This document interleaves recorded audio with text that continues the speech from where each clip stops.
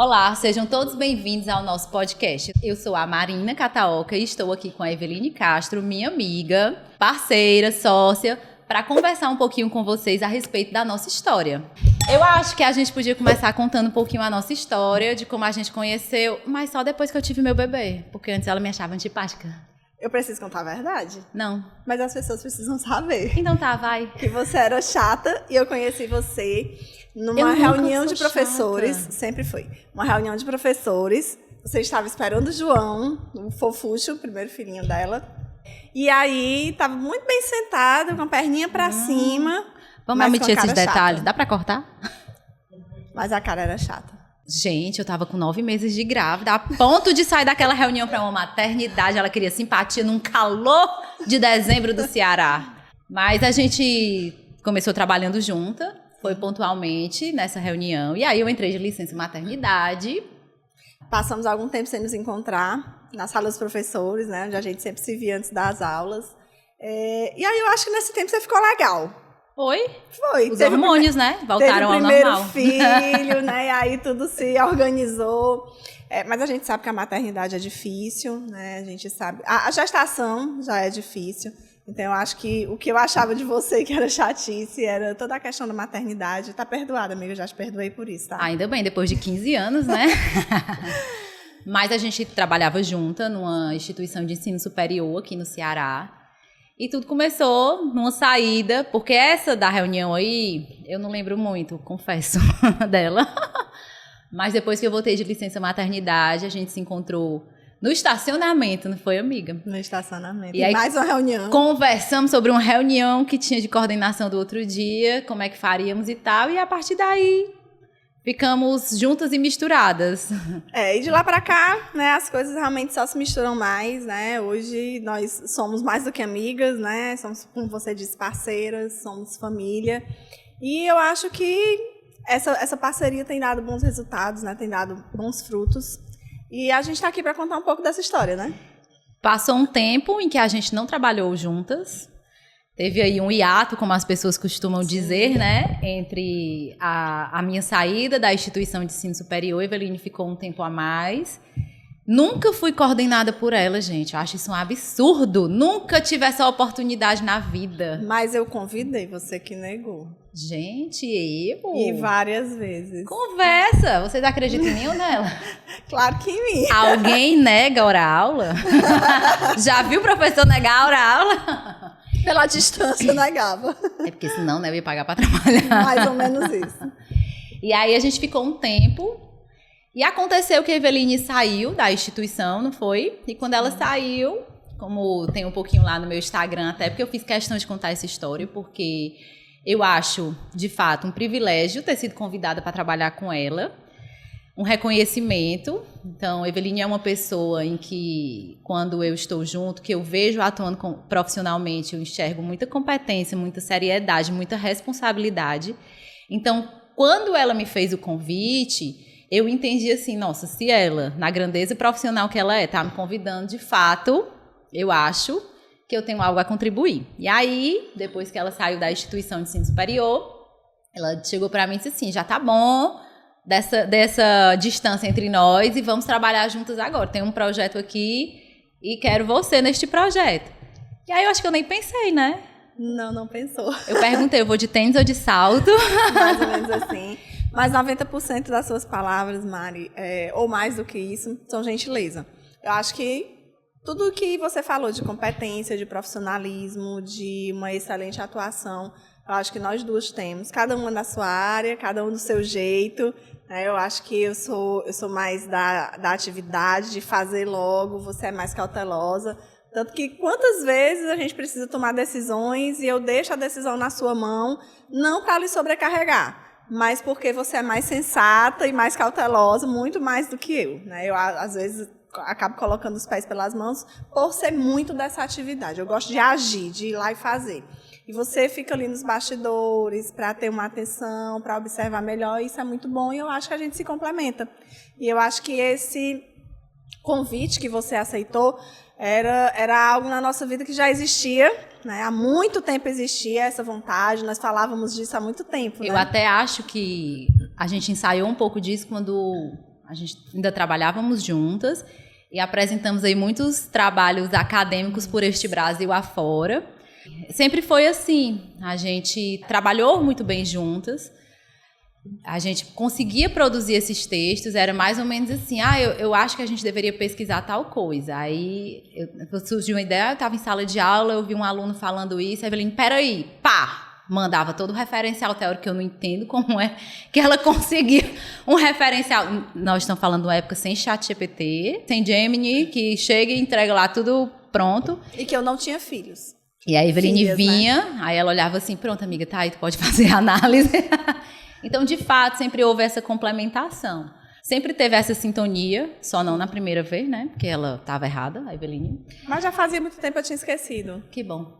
Adoro essa memória fraca. Então, a gente sempre teve essa sintonia do trabalho, da forma de apresentar. Como a Eveline disse, assim, o que é importante para a Eveline, às vezes para mim não é tanto, e o que é importante para mim, para ela não é tanto. Então, um exemplo assim, dessa época mais acadêmica, que nós não deixamos de ser acadêmica, claro, mas dessa época em que a gente estava lá em todo o Intercom. Para quem não sabe, o Intercom é o Congresso Nacional de Comunicação. Então, a comunicação sempre fez parte do nosso ambiente profissional, a pesquisa em torno da comunicação sempre fez parte, é por isso que hoje a gente consegue estar aqui dessa maneira, falando o que a gente fala com vocês e propondo o que a gente propõe, porque não é de agora que a gente estuda sobre comunicação. Então era assim, fomos para o evento, a Eveline chegava, na mesma hora, atualizava o Lattes dela. Currículo Lattes, né, aquele currículo acadêmico para quem é professor universitário, é talvez mais importante do que o currículo profissional. E ela ficava, amiga, já atualizou teu Lattes? Não, amiga, não atualizei. Amiga, já atualizou teu Lattes? Pelo amor de Deus, me dá logo essa tua senha aí para atualizar o teu Lattes. Porque eu ia deixando certas coisas, porque para mim o que importava ali, eu gostava de escrever o trabalho, né? E a Eveline, como ela é da ação, ela escrevia o trabalho, já publicava e já deixava tudo muito bem organizado. Então, há essa complementação. E aí, interessante que a vida foi nos mostrando um pouco da história de cada uma, porque a gente se conheceu no ambiente profissional, teve essa oportunidade de se conhecer primeiro atuando profissionalmente, mas aí com a proximidade da vida, né, dos nossos filhos, dos nossos casamentos, das nossas mudanças de vida, a gente começou a ver também como é que uma ou outra vive, atua, né, na vida. Então, a Eveline sempre muito cuidadora, porque cuida da mãe dela como ninguém. Ela diz que carrega esse peso da filha única, mas já diz que ela não é filha única, né?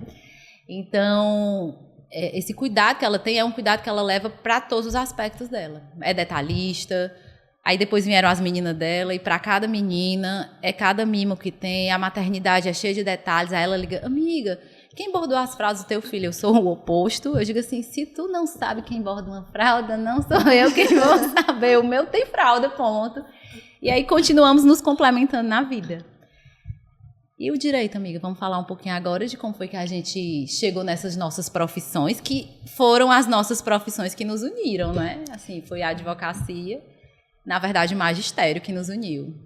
Eu acho que a gente sempre tentou, dentro dessa paixão, né, que era comum para a gente, que é a escrita acadêmica, né, não uma mera escrita, nos trabalhos que a gente apresentava, né, nas madrugadas que a gente passava quando tinha que entregar o trabalho no dia seguinte. E aí Obrigada, Chico Buarque, por nos manter acordadas. Sim. E aí, para todo mundo entender, né? Obrigada, Chico Buarque, porque às vezes a gente escutava Chico Buarque e às vezes a gente escrevia sobre as músicas, né? Então. E a gente tem um lema, que é uma música dele, Não Se Afobe Não, que nada é pra já. E é um lema que a gente leva pra vida, pra né? gente ter paciência com todos os nossos projetos e saber que uma hora vai dar certo. E aí, eu falando de paciência, né? Eu acho que paciência não é muito meu forte. Mas tem melhorar. E daí a complementaridade, né, da gente. A gente se complementa muito nisso também. Então, eu acho que essa questão da escrita, o ponto em comum para a gente foi tentar trazer as duas áreas e unir as duas áreas, como hoje a gente está fazendo, né, nesse projeto que é tão bacana, que a gente está realmente colocando em prática, né? Agora ele realmente saiu do papel, era algo que vinha sendo gestado, né? Foi uma gestação aí de bem mais que 9 meses, mas que bom que isso vem acontecendo, e eu acho que isso começou quando a gente iniciou essas escritas lá atrás. E unir o direito com a comunicação, né? Embora direito no Intercom. E aí eu acho que tem muito disso, muito dessa grandiosidade da união das áreas, quando você busca extrair o melhor que cada área tem. E quando você reúne isso e coloca num texto, você vê que é real, que é concreto, que é possível. Eu acho que esse nosso projeto ele nasceu daí. Esse ambiente que era tão favorável e tão tranquilo, né, para estarmos juntas, muitas vezes na agonia do prazo do último dia, que tinha que ser assim pela correria da vida. Eu acho que isso foi mostrando, né, foi abrindo os nossos horizontes, foi abrindo a nossa mente para mostrar uma para a outra o que a gente tinha de melhor, né, e ver o que é que nós poderíamos extrair uma da outra de melhor. E aí eu acho que assim, né, a gente chegou aqui, unindo direito e comunicação, né, nossas duas paixões. Que eu acho que a comunicação está lá. O direito, ele tem também como essa pedra sólida a comunicação, porque ele se faz por meio e através dela, assim como o magistério. Então, a minha formação é em letras. Eu sempre soube que seria professora. É uma coisa que desde criança eu já sabia. Minha mãe, essa semana mesmo, estava conversando com a minha tia, alguém falando assim, não, a Marina, quando eu era pequena, botava as primas dela tudinho, sentada nas mesinhas, entregava um papel para cada uma, pegava a lousa e começava a dar aula. E era realmente isso. Teve um momento na minha vida que eu fiquei com medo de fazer letras. Pensei em fazer direito, já pensou? Mas por quê? Eu estudava numa grande instituição de ensino, nos colégios aqui em Fortaleza. Na minha época do meu vestibular, tinha uma pressão muito grande para cursos específicos de retorno financeiro, basicamente. Então, o aluno ele tinha que fazer ou medicina, ou direito, ou odonto, ou psicologia e uma engenharia civil. Então, era muito forte isso. E aí eu cresci nesse ambiente, fui, né, nas aulas e tudo, me envolvendo com isso e achando que também queria fazer direito. E eu dizia, eu acho tão engraçado, eu dizia no meu terceiro ano assim, não, vou fazer direito na UFC, que é a Universidade Federal do Ceará, e vou fazer letras na UES. Eu já dizia, porque timidamente eu ia lá na UES com minha válvula de escape. E eu dizia, vou fazer letras na UES. A UES é a Universidade Estadual do Ceará. Para quem nos ouve e não conhece, né? E aí um professor meu, olha aí a importância dos professores nas nossas vidas, que são fundamentais, os bons professores. E aí ele olhou e disse assim, ô Cataoca, direito na UFC, por quê? Você quer fazer direito mesmo? Ai, não sei, é porque tal. E ele, pense sobre isso. Eu acho que você poderia fazer direito ou você poderia fazer letras na UFC e na UES. Aí eu, será? E o nome dele é Mário, nome dos meus avós, do meu avô e dos meus tios, tem a família, a tradição de Mário, eu acho que chamou mais ainda a minha atenção e eu fiquei com aquilo. E aí eu tenho um tio, que é professor, ele é professor da UES, não é formado em licenciatura, eu acho que é licenciatura, o curso dele é geologia, não, é geologia. E aí ele diz assim, depois eu comecei a dizer, não sei se faço letras ou pedagogia, o meu tio, pedagogia? Eu acho que você tem mais o perfil de letras, você gosta muito da comunicação, da linguagem, a pedagogia vai lhe colocar em outros universos que não vai dar o foco que você realmente gosta, que é o que faz seu olho brilhar. Então, eu tenho que agradecer essas duas pessoas, ao Mário e ao tio Antônio, que a gente chama de Tonguinho. Inclusive, o nome do meu segundo filho é Antônio, é o xará dele, do tio Tonguinho. Ele disse isso para mim.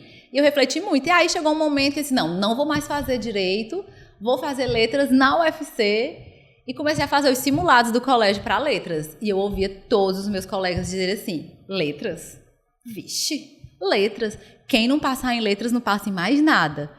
E assim, tinha muito preconceito, né, em relação ao aluno que iria fazer letras. Fazer letras, tanto que não tinha prova para mim, eu fazia a prova do direito, porque eu era a única aluna no universo aí de 5.000 alunos que ia fazer vestibular para letras, e assim fiz o meu vestibular para letras, passei, e desde o meu primeiro dia de aula, no meu primeiro dia de aula, que foi uma aula de teoria da literatura com o professor Leão, eu já sabia que eu estava no lugar certo, e aquilo, a docência, ela me realiza muito. E aí, acho que por causa da comunicação, porque me permite observar como as pessoas se comunicam, entender esse universo tão fascinante que é o da comunicação humana. Amiga, a gente percebe muito, assim, em tudo que você faz, você é muito detalhista. E eu sempre notei isso nas análises dos meus textos que você fazia. Mas eu ressalto que os textos dela são maravilhosos, porque a Eveline escreve muito bem mesmo. Ela sempre dá zero trabalho. Sempre elogia isso. Para revisora. Ela sempre elogia isso e eu fico muito feliz, porque um elogio desse vindo dela é indispensável para uma pessoa que escreve. Mas eu sempre percebi esse seu cuidado, né, com a articulação, né, o que é muito importante. Porque uma pessoa que não coordena as ideias, ela não consegue contar uma história. E, portanto, ela não consegue se comunicar bem. Então, a gente precisa ter essa coordenação de ideias, conectar aquilo que nós estamos falando. Então, eu sempre percebi que você é muito detalhista, que você é muito atenta a cada frase que você lê. Não é qualquer revisão que você faz, tanto que você não faz revisão em pouco tempo. Se eu te pedir para revisar um texto de hoje para amanhã, você vai dizer para minha amiga, me perdoe, mas eu não vou fazer, porque não dá. E isso me faz confiar ainda mais nas suas percepções a respeito do que você analisa. Então, conta para a gente, a partir de, né, dessa breve introdução, como é que a análise do discurso entrou na sua vida? Bom, a análise do discurso chegou devagarinho e apaixonei-me, né? Foi no mestrado, então, na graduação, eu tive algumas disciplinas, tive uma disciplina que falava sobre a análise do discurso, mas não era o foco da disciplina, foi uma passagem. E aí, logo que eu terminei a graduação, eu já fiz a seleção e entrei no programa de mestrado também lá da UFC, do PPGL, né? E nesse momento, eu comecei a estudar algumas teorias de forma mais aprofundada. E foi aí que chegou para mim a análise do discurso. Na graduação, eu tinha estudado a análise do discurso do viés francês, né, Dominique Manguenot. E na pós-graduação, no mestrado, eu conheci a análise crítica do discurso, do Fairclough, que foi algo que eu disse, cara, é isso que eu preciso estudar, me encontrei numa teoria. Que foi muito bom porque o grupo de pesquisa da minha orientadora estuda até hoje sobre o interacionismo sociodiscursivo. E quando a gente está falando de comunicação, o viés humano, esse pensar, essa interação discursiva, ela é essencial nas relações. E eu tive a oportunidade de conseguir estudar a análise crítica do discurso, que tem esse viés social.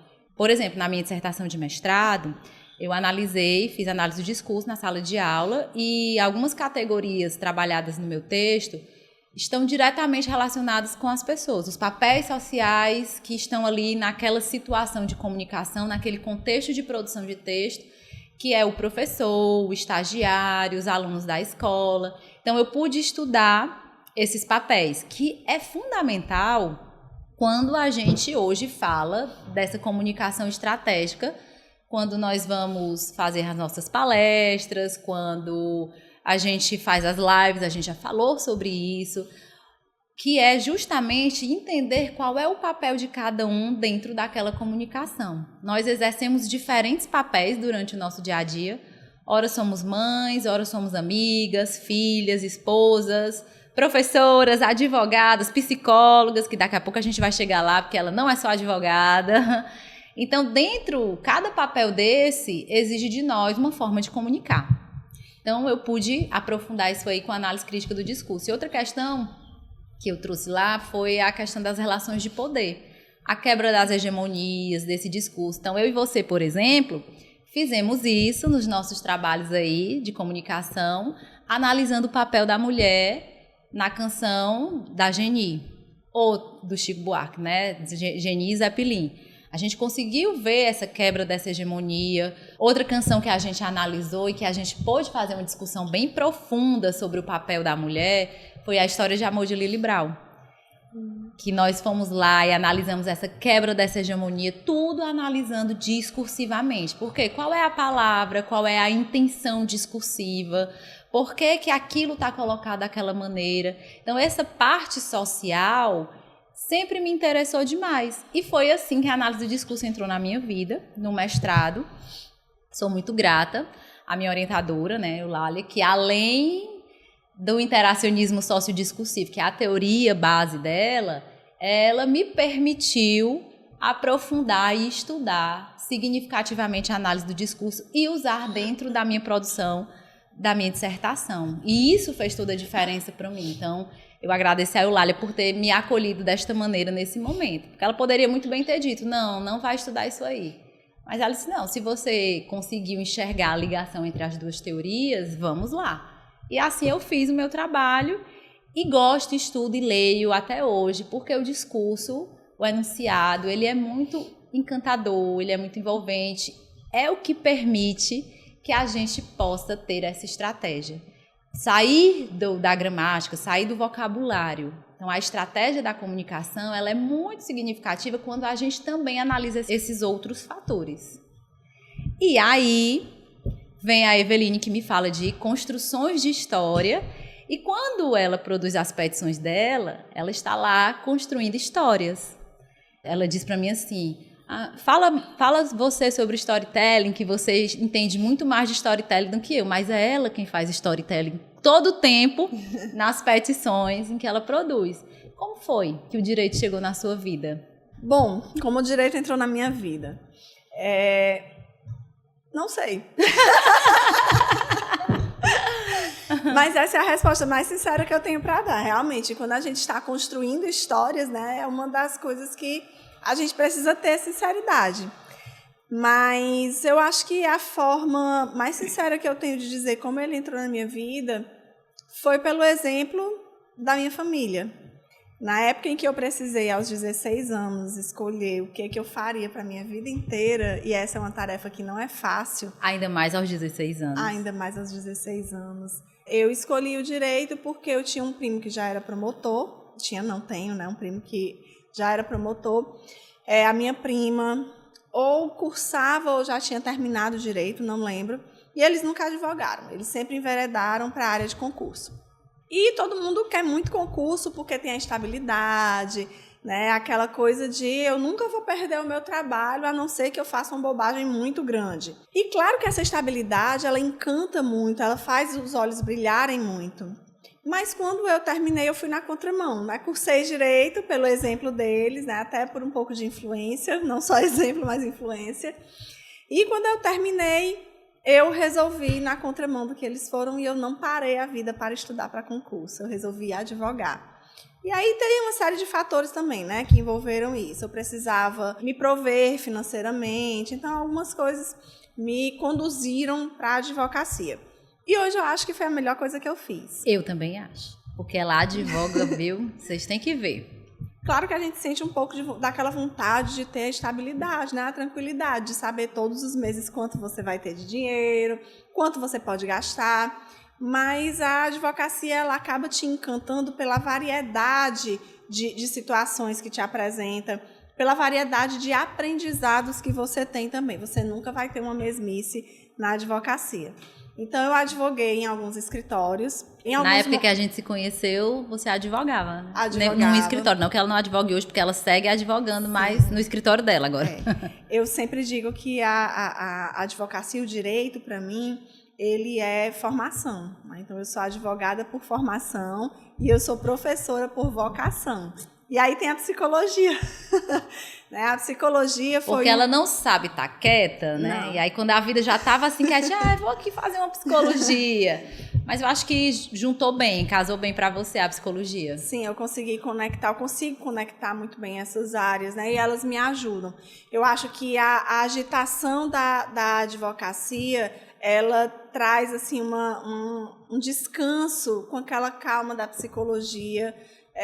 A minha formação como mediadora e conciliadora do Tribunal de Justiça traz alguns conhecimentos para mim que me fazem ter esse cuidado no atendimento ao cliente, numa negociação, por exemplo, como a gente já falou, né, nas nossas lives. Então, eu acho que essas áreas se conectam muito bem e trazem muito resultado para mim com os meus clientes. Eu acho que eu consigo ter melhores resultados com isso. Então, eu trouxe a psicologia para a minha vida, porque quando eu precisei, lá aos 16 anos, né, decidir pelo direito, a psicologia era uma das minhas opções. E aí, eu decidi não optar pela psicologia por aquela influência que eu acabei de comentar. Não me arrependo, porque talvez eu não tivesse a maturidade necessária para exercer a psicologia. Eu acho que a psicologia ela é muito humanizada. Não que o direito não seja, mas no direito eu acho que a gente precisa ser um pouco mais casca grossa. A gente precisa mesmo ter mais dureza. Precisamos ter o acolhimento, né, para o cliente, por exemplo, de direito de família, né, de uma situação de família. A gente precisa saber acolher. Mas eu acho que eu preciso ser muito mais firme do que acolhedora. Diferente da psicologia, eu preciso ser muito mais acolhedora do que firme, porque uma palavra utilizada de forma errada, eu posso destruir uma pessoa... O processo terapêutico. O processo terapêutico por inteiro. E fazer até, talvez, a pessoa desistir desse processo. Então, eu acho que naquele momento eu não tinha a maturidade. Então, parece que as coisas vão se encaminhando na nossa vida de forma que elas se encaixam e de forma que lá na frente, né, eu chego aqui hoje e eu olho para o meu eu de 2008, 2009 e digo muito obrigada porque eu optei pelo direito, porque depois eu cursei a psicologia já com a maturidade, já com todas as experiências. Eu tive uma experiência em gestão, eu fui coordenadora de um curso de direito, né, de uma instituição aqui de Fortaleza, uma instituição de ensino superior, e isso me ensinou muito também a gerir pessoas, a gerir processos, a trabalhar sob pressão, a não me desesperar quando chega aquela pergunta que você não sabe muito bem como responder, que você não tem muito a resposta pronta, mas você precisa, porque o teu gestor está ali na tua frente e você precisa comunicar para ele como é o seu processo de gestão. Então, você precisa respirar, pensar e responder rápido, porque ele não vai esperar você ir buscar os números têm que estar ali nas suas mãos naquele momento. Então, esse processo de gestão ele foi muito difícil, mas ele me trouxe muita experiência, me trouxe um aprendizado que é super relevante para tudo que eu faço hoje. E aí eu acho que volta um pouco para o momento em que estamos juntas, porque toda essa sua experiência como gestora, eu também recentemente terminei uma especialização em gestão de negócios, e aí é um outro olhar para a gente entender comunicação da liderança, colaboradores, com os nossos pares, pensando num leque maior, não só no direito, mas no direito também tem, né, no escritório de advocacia, o advogado está lá, ele vai ser o líder daquela equipe, a gente tem gerações diferentes que precisa comunicar com eficiência e tal, e eu acho que essa experiência que a gente teve, separadas, agora quando a gente se uniu, só acrescentou. E aí a gente tem mais uma formação que está chegando, né? Porque a pessoa realmente não sabe estar quieta. Não sabe, mas isso tudo com um bebê de 2 meses, vamos lá. Sim, que muitas vezes participa comigo de todo esse processo. Mas está vindo por aí uma formação em mentoring autêntico. Como é isso, Evelina? A gente fala muito de mentoria, né? A mentoria hoje ela está muito na moda, então todo mundo se auto-intitula mentor e oferece uma mentoria no mercado, né? Vende uma mentoria no mercado. Mas ao iniciar essa formação em mentoring, eu percebi que muitas pessoas que se dizem mentoras, elas não são mentoras, porque elas não sabem o que é o processo. Elas não conhecem o processo. Posso te interromper? Sim. E aí traz para vocês mais uma característica da Eveline. A Eveline, ela vai buscar o conhecimento. Quando ela disse assim, a gente vai atuar com mentoria, pois espera aí, que não, eu vou fazer o curso de mentoria para saber como é isso. Ela não faz nada de qualquer jeito. Porque a gente precisa ter as ferramentas certas, né, amiga? Uma coisa que ela sempre fala é o nosso nome que está em jogo. O nosso nome que está em jogo e a vida das pessoas também. Porque muitas vezes a gente está lidando com pessoas que precisam daquilo que a gente vai oferecer para transformar a sua realidade. Uma pessoa que perdeu um emprego, uma pessoa que acabou de sair da faculdade e está completamente perdida e não sabe para onde ir. Uma mãe que acabou de dar à luz a um bebê e precisa coordenar tudo o que está acontecendo na sua vida, o puerpério, uma explosão hormonal, não ter rede de apoio ou ter uma rede de apoio muito limitada, muito restrita. E aí essa mulher entra em colapso, essa mãe entra em colapso. Então, o medo de voltar para o mercado de trabalho e não ter mais o seu espaço, que todas nós passamos por isso nesse momento da maternidade. De não ser absorvida mais. O mercado não vai mais me querer. Porque agora eu tenho 1 filho, 2 filhos, 3 filhos, e aí o mercado vai achar que eu só tenho tempo para cuidar dessas crianças. Mas o mercado não olha para o fator responsabilidade. Então, quanto mais filhos você tem, maior é a sua responsabilidade. Então, aumentou a sua responsabilidade em casa, a sua responsabilidade fora de casa, ela também aumenta. Então, você vai dar muito mais de você no seu ambiente de trabalho, nas suas relações interpessoais. E isso perpassa tudo que a gente sempre fala, comunicação. Viram como eu me juntei com a pessoa certa, como ela é maravilhosa? E você falando da mulher no mercado, na sua história, a figura da mulher, o espaço da mulher dentro dessa sociedade sempre foi muito importante. Então, eu acho que começou com os nossos trabalhos acadêmicos, que a gente interpretou canções para poder entender essa transformação social, analisamos filmes para entender essa transformação social, e hoje você atua diretamente no combate à violência contra a mulher. Então, quando você era gestora, você tinha grupo de estudos, você se coloca à frente desse tema por essa relevância, por enxergar a importância da mulher dentro da sociedade que a gente vive e essa necessidade que nós mulheres ainda temos de ter alguém que nos ajude e nos dê a mão. A violência contra a mulher é um tema que parece que está na moda, né? E quando eu falo em moda, é uma moda que ninguém quer seguir. Mas parece que quanto mais casos surgem, mais casos brotam. E é uma coisa que não tem fim. É um ciclo que a gente deseja que ele acabe, mas que parece que ele só se multiplica. E a minha história com a violência contra a mulher, ela começou há bastante tempo, mais ou menos em 2018, que foi quando eu decidi estudar essa temática. E aí foram grupos de estudo. Na instituição que eu coordenei o curso de Direito, eu criei um núcleo, junto a um núcleo de práticas jurídicas, o núcleo de atendimento à mulher vítima de violência doméstica. E a gente atendia mulheres. E havia alunas que passavam por isso que a gente não imaginava. Sabe aquela aluna que fica lá no cantinho, que você diz assim, antissocial?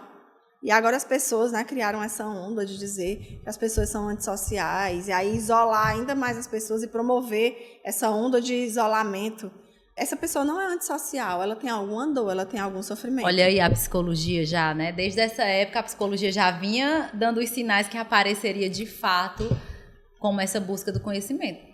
De novo, ela foi lá e buscou o conhecimento para poder atuar. Porque a gente precisa, né, Mari, atuar com as pessoas com responsabilidade. Como a gente falou há pouco, são vidas. E são vidas que estão em sofrimento.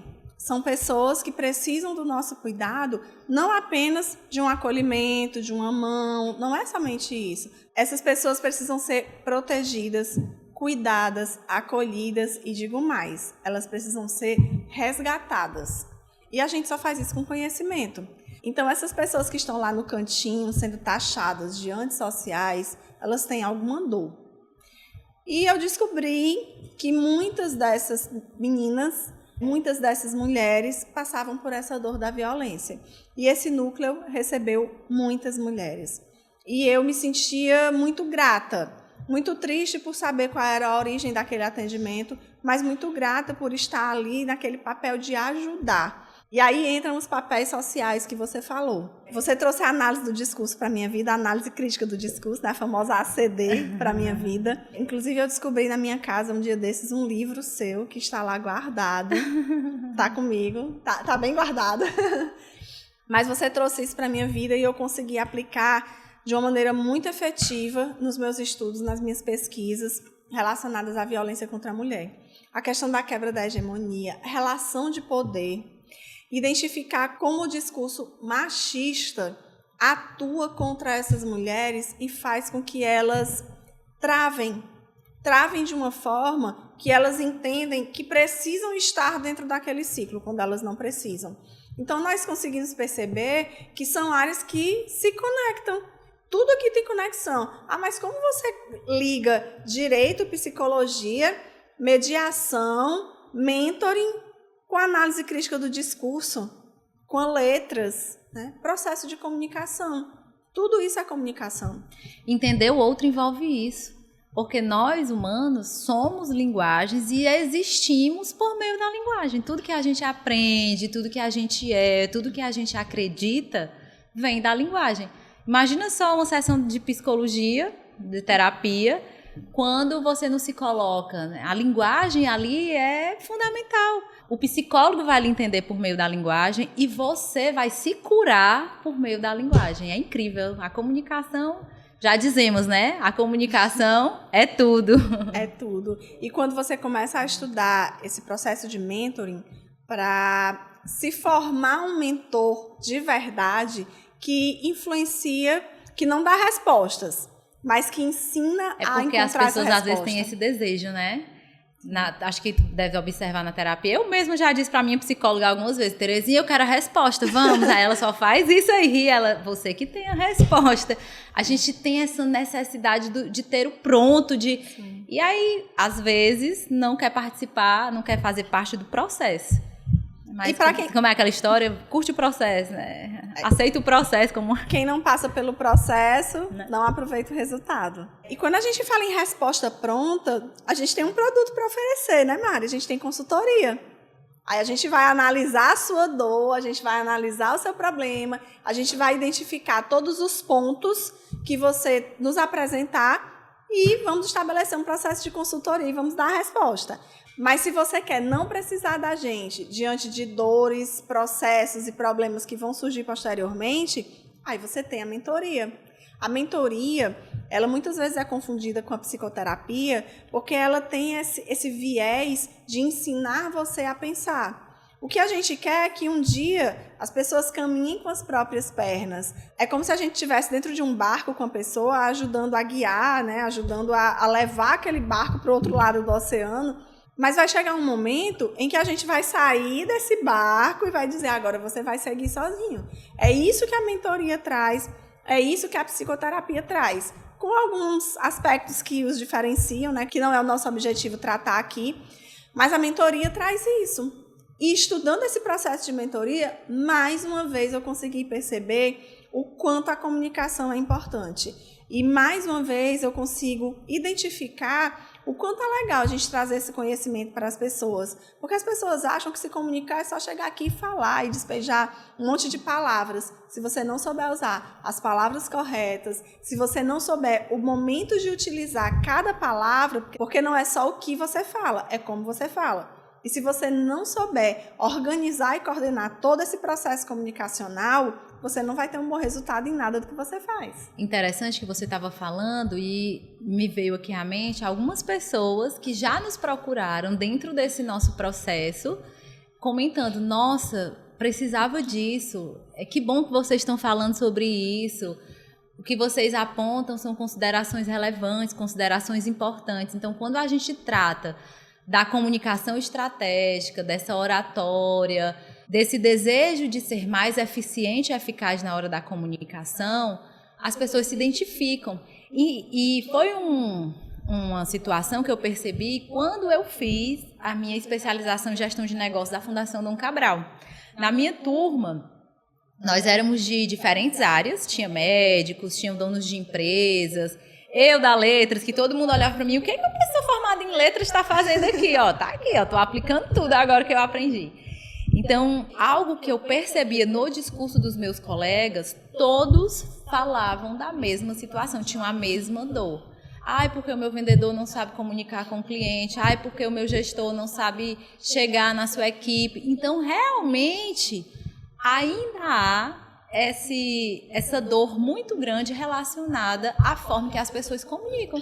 Por isso a necessidade da gente trazer o tema, de estarmos aqui semanalmente conversando com as pessoas, nas nossas lives, nas nossas postagens, trazendo essa atenção. E como você disse, estamos aí para ajudar nesse processo, entender o que se passa. E foi muito interessante quando a gente pôde acompanhar uma pessoa que nos procurou, dizendo assim, eu queria tanto me comunicar melhor, mas eu não sei o que acontece. E aí a gente ainda nem chamou de mentoria, porque você está no seu processo de certificação agora e a gente tem muita responsabilidade como a gente atua. E nós fizemos uma consultoria com ela e nessa consultoria a gente pôde identificar o que ela era muito boa quando comunicava. Então ela era pensamento rápido, tinha um bom vocabulário porque ela é uma boa leitora. E aí também conseguimos identificar os pontos que precisavam ser melhorados. Então, a gente trabalhou com ela a articulação das palavras, trabalhamos com essa pessoa a ansiedade, que ela dizia assim, minha boca é mais rápida que a minha língua. Não, meu pensamento é mais rápido que a minha língua, é mais rápido que minha boca. Então, ficava tudo embolado quando ela começava a falar, se via numa situação dessa. E aí você fez um trabalho belíssimo com ela sobre o controle da ansiedade, como é que ela poderia trabalhar essa ansiedade para não interferir nesse processo de comunicação. E aí ver o resultado do primeiro encontro que a gente teve e toda essa construção para como ela terminou os encontros com a gente é uma coisa assim extraordinária. Você perceber a pessoa colocando em prática, a pessoa transformando a sua forma de comunicar, que a gente já viu que isso é uma habilidade exigida no mercado hoje. Não tem como fugir disso aí. Não tem mais que discutir, não é algo discutível. Será que não? Todo mundo tem que comunicar bem, aí vem as outras habilidades. Então, é muito interessante, é muito legal o processo mesmo da consultoria. E no momento em que nós estamos, que a informação ela é muito fácil, né, de ser obtida, ela é muito fluida, não é só você obter a informação, é como você vai aplicar aquilo que você obteve. E se você não aplicar da forma correta, de nada adiantou o processo. E você falou aí sobre a gestão. Mas o que tem a ver tudo isso com a gestão? Tudo. E eu digo isso por conta do período em que eu atuei gerindo pessoas, nessa gestão de processo. Se você não sabe comunicar, se você não sabe a forma de falar, você vai construir um processo de liderança totalmente avesso a você. Você vai ter liderados que dizem, mas a Eveline não sabe falar. Ela não sabe usar as palavras certas. Se você vai transmitir uma tarefa para alguém e você diz, Marina, manda o João fazer isso. É diferente eu dizer, Marina, pede para o João fazer. Uma simples palavra, o mandar e o pedir.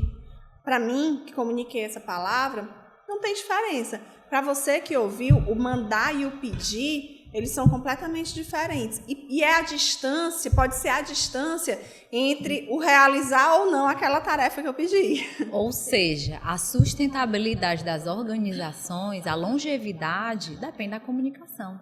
Está diretamente relacionada à forma como as pessoas se comunicam ali dentro. Por isso que a gente vem batendo tanto nessa tecla, para que, de fato, as organizações, as instituições possam ser longevas, sustentáveis, os ambientes saudáveis. Quantos de nós já trabalham em instituições que eram ambientes, né, abusivos por causa da comunicação? E isso vem muito de cultura organizacional. Então, assim, se a cultura de uma sociedade ela pode ser modificada com o passar do tempo, porque a cultura de uma organização, que é muito menor do que uma sociedade inteira, não pode sofrer essa transformação. E quando você tem uma cultura organizacional que preserva os colaboradores, que preserva o processo de comunicação com os colaboradores, você tem colaboradores que entram na sua empresa, muitas vezes pelo salário, muitas vezes porque almeja chegar a um cargo da alta gestão, mas isso não mantém o colaborador lá. Se o ambiente não for saudável, se não for um ambiente que tenha um processo de comunicação efetivo, claro, a clareza é um dos grandes entraves desse processo de comunicação. Então, é importante que as empresas atentem à sua cultura organizacional e mudem enquanto há tempo, senão ela vai perder talentos. Além disso, com a saída dos talentos, compromete a longevidade da instituição. Você está todo o tempo tendo que treinar alguém, pessoas novas, compromete os processos, compromete tudo. Muitas reflexões interessantes sobre a nossa carreira, sobre esse projeto e o tanto de conhecimento que eu vi que foi buscado para estarmos onde estamos, não é à toa. E aí, tem algumas pessoas aqui que mandaram umas perguntas para a gente para falarmos mais da nossa história, da nossa vida. Vamos nessa? Vamos lá. Tem coragem? Coragem é meu nome. Eita, uma seleçãozinha aqui. O Vitor, aqui no Rio de Janeiro, ele perguntou assim, já esteve aqui, Eveline? Teve algum momento vivido aqui no Rio de Janeiro que foi interessante? Rapaz, vocês querem saber de tudo da nossa vida, né? Se tem gente que é curiosa, telespectadora. Mas já. Já estive. Na verdade, Estivemos juntas. Estivemos juntas. A primeira vez que eu fui ao Rio de Janeiro, né? Foi com você, Mari. E foi a minha primeira vez no Rio também. Então foi o momento que a gente conheceu. Fomos ao Pão de Açúcar. Gente, eu andei naquele bondinho, né? Acredito que eu morro de medo de altura, né? É um segredo sobre a minha história de vida, né? Esse meu medo de altura. E quando a gente esteve lá, foi justamente em um Intercom. E era um evento para falar sobre comunicação. Na UFRJ, né? Exatamente. E foi nesse evento que a gente teve a oportunidade, acho que foi um dos primeiros trabalhos que a gente apresentou juntas, né? Foi lá por 2017, se eu não me engano. Eu sou péssima de datas, mas eu acho que a gente foi estreou isso. no Piauí, né? Piauí, foi. Que foi surpreendente. Bem surpreendente. Porque foi assim, aquela paisagem quando a gente subiu, né? Assim, eu já tinha ouvido muitas pessoas falando algumas cores do Piauí, mas eu achei muito bonito o que vimos lá. Piauí é bem diferente do Rio de Janeiro. Menor, né? Um espaço menor, né? E eu acho que foi uma perspectiva bem diferente que nós tivemos. Mas eu acho que esse trabalho do Rio de Janeiro, ele foi um dos primeiros, né? Aí junto com o Piauí. E a gente falou muito sobre esse processo de análise crítica do discurso, né? Esse processo de comunicação dentro da música do Chico Buarque, Geni e Zé Pelim. E como foi gratificante para mim falar sobre isso. Eu lembro que nessa mesma viagem, nesse mesmo evento, apresentei eu como Disney maníaca, né? Apaixonada pela Disney, não é segredo para ninguém. Acho que as minhas filhas vão seguir o mesmo caminho, né? A Ana Liz já disse que queria tirar uma foto com o Mickey na Disney, né? Eu fiquei super feliz. Nesse mesmo evento, a gente apresentou um trabalho também sobre a construção social, né? A representação social das princesas nos filmes da Disney. E foi algo também muito interessante, muito relevante, porque ali foi o primeiro momento em que eu fugi mais do direito para entrar na análise crítica do discurso, né, para me apaixonar aí pela área que você estudou tanto tempo e que me apresentou. E tivemos a oportunidade de passeios bem interessantes. Nós fomos para a Bienal, acho que era da América Latina, né? A maior Bienal da América Latina é a do Rio. A gente teve a oportunidade nessa Bienal do livro. E foi muito legal. A gente viu muita coisa interessante, pôde comprar, adquirir livros que nos ajudaram muito. E só falando da viagem do Piauí, a gente deixa o nosso beijo aqui, ó. Raquel Barreto, nossa fiel parceira de produção de artigos acadêmicos. Um beijo, Raquel, que sempre esteve conosco nesse processo aí de construção acadêmica das nossas carreiras, dos nossos conhecimentos. Obrigada por sempre nos incentivar, hein, Raquel? E o Rio foi massa. Eu gostei. Vamos para a próxima pergunta? Essa pergunta aqui foi mandada pela Carolina, que é arquiteta aqui em Fortaleza, e disse assim: Eveline, na sua dissertação de mestrado, você queria destruir as barracas da Praia do Futuro? É sobre isso, amiga? É mais ou menos isso. Porque foi quando eu aprendi o direito à paisagem. Todos nós temos o direito à paisagem. Todos nós temos. Não é à toa que, de fato, houve algumas barracas, né, que foram derrubadas há pouco tempo. Destruidora. Justamente por conta disso. Mas eu tenho algo em minha defesa. A Constituição Federal.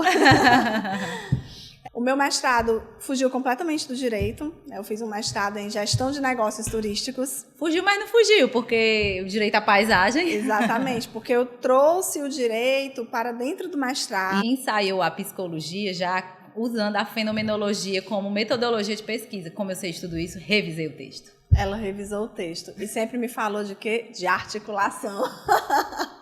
Foi o momento em que eu fui a vítima das articulações dela. Algo assim que você pensa que nunca vai conseguir colocar o direito ali dentro. Não, o direito não cabe aqui dentro e cabe. Então, essa conexão de áreas é algo que nos dá um crescimento tão grande. E aí eu trouxe justamente isso. O direito de todos à paisagem, que é um direito constitucional. Então, nós temos alguns exemplos, né, que a gente não vai mencionar aqui. Quem quiser tem que ler a minha dissertação. A gente não vai mencionar para não se comprometer. A gente tem alguns exemplos, né, dentro do Ceará, sobre essa quebra de direito, né, sobre esse direito das pessoas que é violado. Quem quiser saber vai ter que ler a minha dissertação. Lá a gente traz imagens, entrevistas. Eu fui a cada localidade. Então, foi um estudo bem aprofundado, que, como dissertação de mestrado, que precisava ser, mas eu tentei trazer para a gestão de negócios turísticos o direito para casar com a minha área.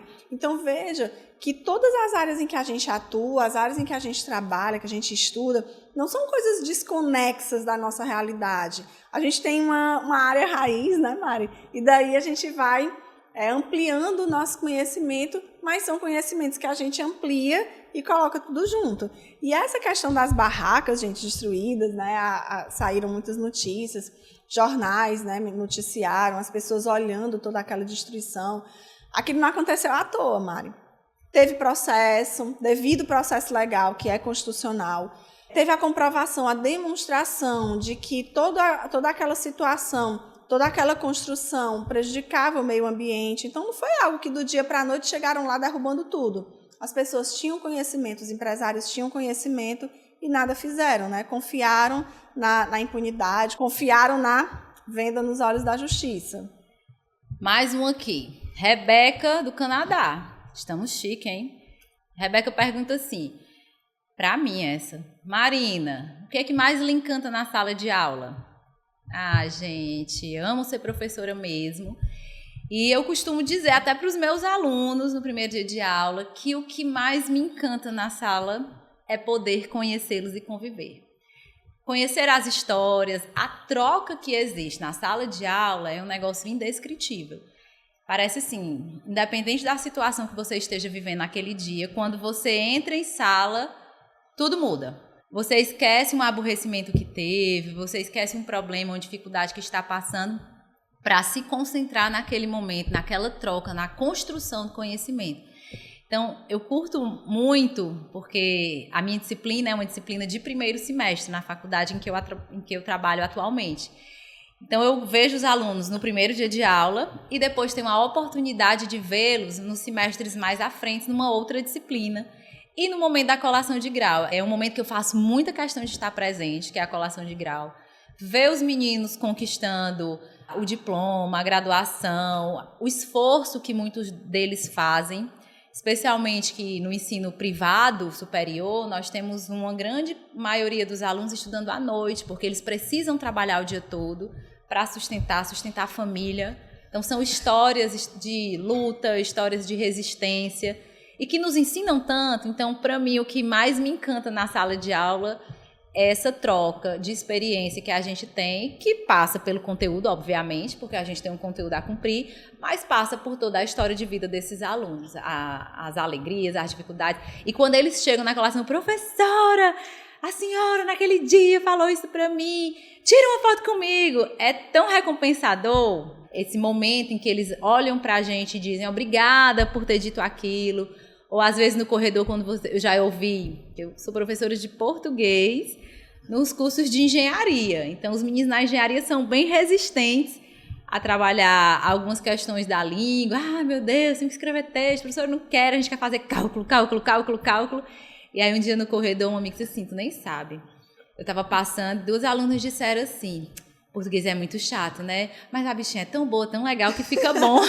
Então, isso é tão recompensador quando a gente consegue alcançá-los, transformar essa comunicação. É muito legal. Então, Rebeca, é isso aí. A Eveline tem uns perguntas aí também, né, Eveline? Diz aí pra nós. Tem. E tem aqui o Gustavo, que está fazendo uma pergunta para você. E ele quer saber... vamos ver se você vai saber responder, né? Aquela pergunta que a gente tem medo. Ai, Gustavo. Pode ir. Pode ir. Pode. Amiga, o Gustavo está querendo saber, em todas essas nossas atuações, o que tem de ponto em comum em tudo isso? Essa pergunta, inclusive, Gustavo, nós nos fizemos quando começamos a estruturar o nosso projeto. Então, a Eveline falou que o nosso projeto ele foi gerado, e ele foi gerado mesmo. A gente sentou, conversou e refletiu sobre esse ponto que nos ligaria, que estaria presente, fazendo com que nós uníssemos a psicologia com o direito, com as letras, com a gestão de negócios, com todos os nossos conhecimentos. E a gente entendeu que o nosso grande ponto de convergência é o gostar de pessoas. É esse olhar que a gente tem pelo outro, o olhar que nós temos pelo outro. O desejo que a gente tem que essas pessoas possam transformar suas vidas. Transformando a sua comunicação, a gente entende que, independente da área de atuação que ela esteja, ela vai transformar a sua carreira, as suas relações pessoais, porque a comunicação estratégica, ela é importante num casamento, nos relacionamentos de pai e filho. Quando a gente se faz entender bem, quando o outro pode nos compreender, as coisas ficam mais fluidas, as coisas ficam mais conectadas. Então, a conexão entre as pessoas é aquilo que nos move. Esse olhar, a empatia, o olhar que a gente tem no outro, é isso que está aí gerindo todo o nosso projeto, todo o nosso desejo. Estou certa, Eveline? Porque a Eveline pode contribuir também. Amiga, tu tá certa, e eu tenho mais uma pergunta aqui, tá? Eu não vou contribuir para deixar você completar a sua resposta com essa pergunta. Essa pergunta que vem da Aline, e a Aline está querendo saber sobre onde ela pode aplicar todo esse conhecimento. Por que que ela pergunta isso? Porque ela disse que acha que é muito fácil identificar a forma de você utilizar todo esse processo de comunicação que a gente sempre fala, no direito, na área da saúde, em áreas que envolvem pessoas. Mas a área dela é uma área em que ela lida com números, ela é contadora. E aí ela quer saber se isso serve para ela também. Para que oratória na contabilidade? Serve demais. Então, a gente não pode limitar a oratória a falar para grandes públicos, a dar palestras para 100, 200, 300 pessoas. A oratória não é isso. Então, quando a gente está falando de oratória, nós estamos falando nessa arte de persuasão, de clareza, a arte da fala. Então, ela, enquanto contadora, que lida com números o tempo todo, pode ter um escritório de contabilidade. Se ela tiver um escritório de contabilidade, ela pode ter estagiários que trabalham para ela, ou outros contadores que atuam ali no escritório dela. Ela vai precisar comunicar. E, acima de tudo, para ela exercer a profissão dela, ela terá clientes. Então, sempre terá uma pessoa. Eu sou contadora de prefeitura. Você tem um cliente que é a prefeitura. Como é que você vai se relacionar? Como que você vai apresentar o seu trabalho? Então, vamos desvincular a oratória a dar palestra, a fazer discursos. Passa por isso também? Passa.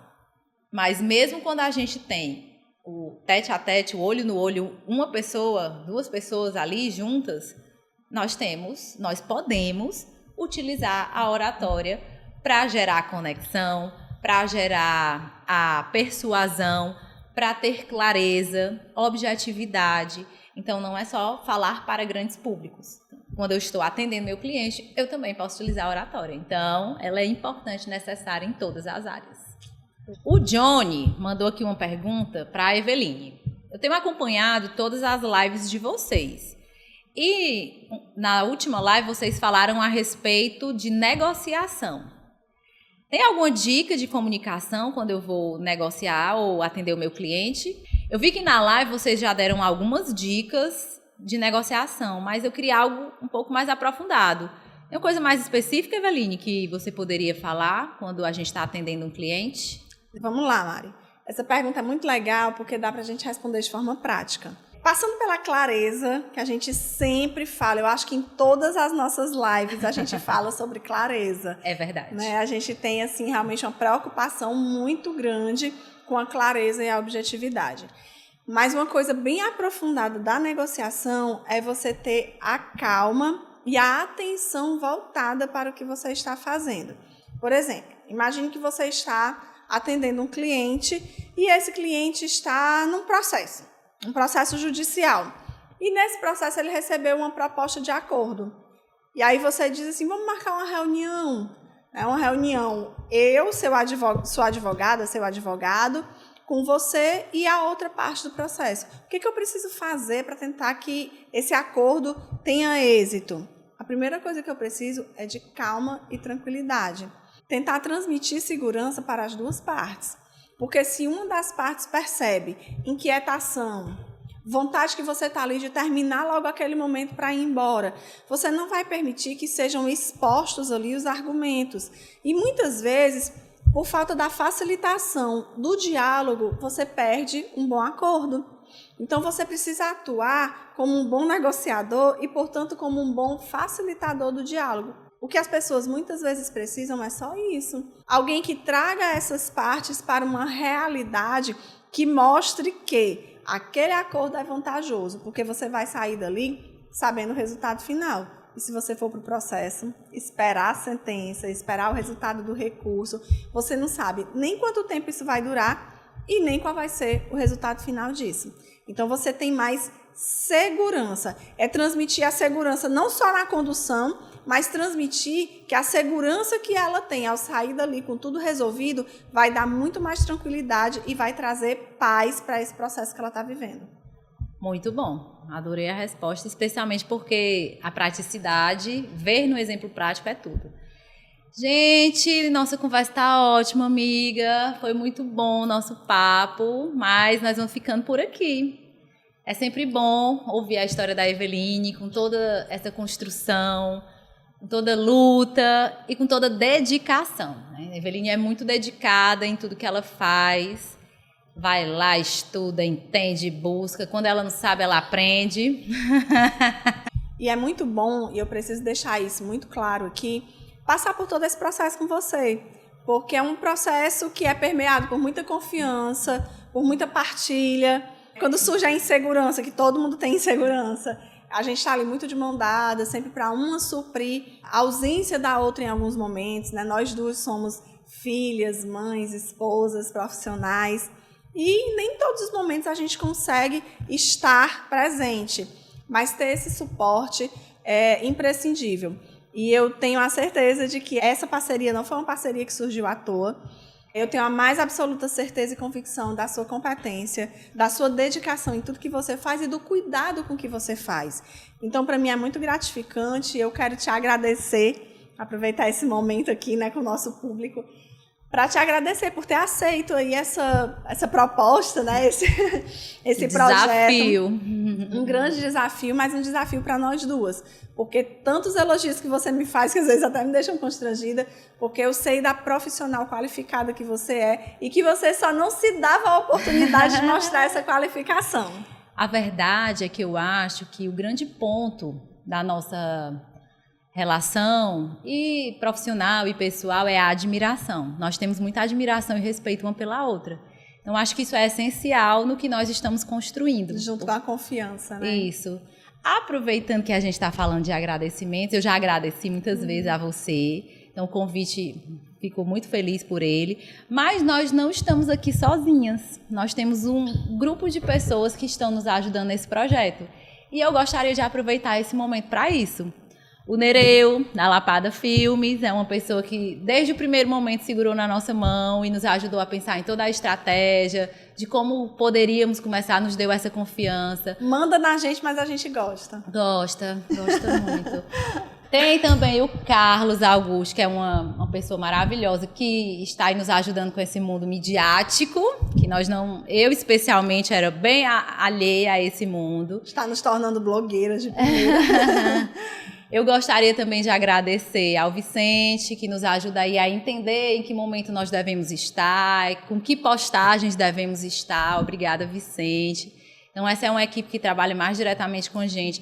Mas aí tem também uma empresa de pessoas maravilhosas que nos acolhem sempre que a gente precisa de um espacinho com cowork, que é a Barros Soluções.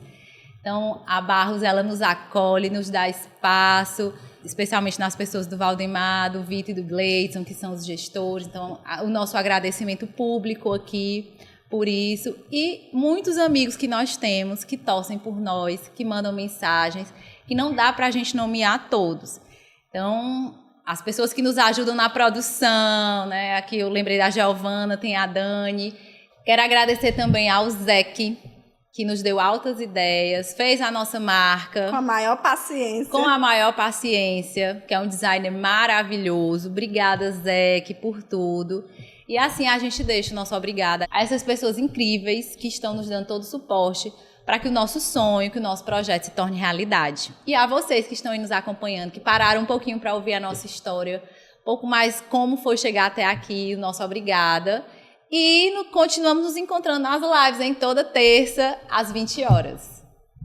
ela é maravilhosa em muitas coisas, mas principalmente com os agradecimentos, né? Então, eu quero te agradecer, amiga, por ter topado aí esse desafio, por estarmos juntas aqui num sonho que era antigo e que agora a gente está vendo se tornar realidade. Bem Disney, né? Sonho se tornar realidade. Bem a minha cara. E eu tenho certeza de que essa parceria vai longe. E quero agradecer, né? Reforçar o agradecimento, na verdade, a todas as pessoas que a Mari citou, a tantas pessoas que a gente não vai citar o nome, mas que estão conosco, né? Agradecer novamente a vocês que estão nos assistindo e até a próxima.